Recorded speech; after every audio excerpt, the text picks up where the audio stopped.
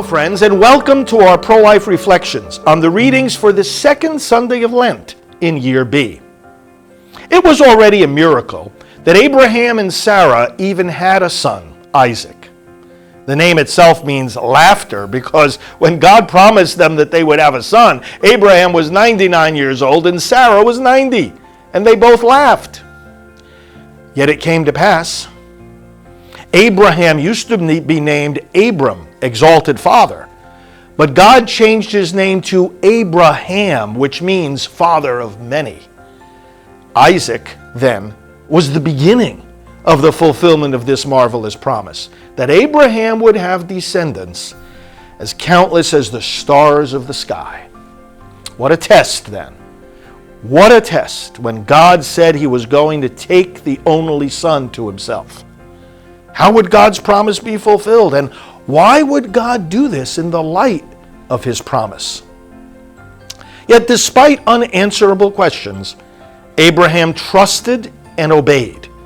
He truly is our father in faith. God gave Abraham this test as a foreshadowing of Christ.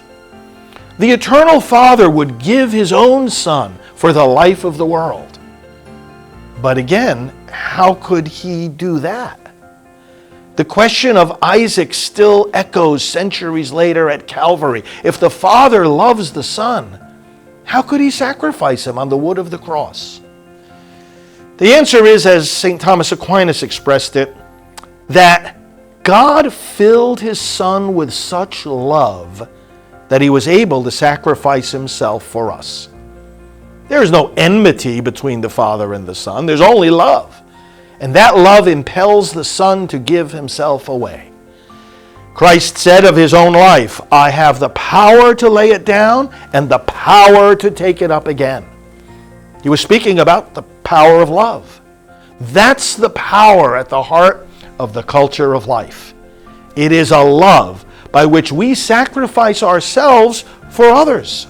It is a love which, like the love God showed Abraham, brings life out of death. It is a love that sees and understands that in every circumstance, as the second reading tells us, God is for us and that nobody can be against us. Nobody can prevail in doing us ultimate harm.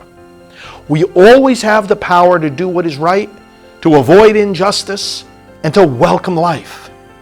Lent is the opportunity to exercise the faith, the trust, the love that we need to do precisely that. And yet, this is no mere exercise of the will. It is the response to the gift of God in Christ Jesus, the only beloved Son, to whom we listen and whom alone we obey. Friends, to find the pro-life reflections on the readings for all the Sundays of the year, go to preachingonabortion.com, where you can also order my book, Proclaiming the Message of Life.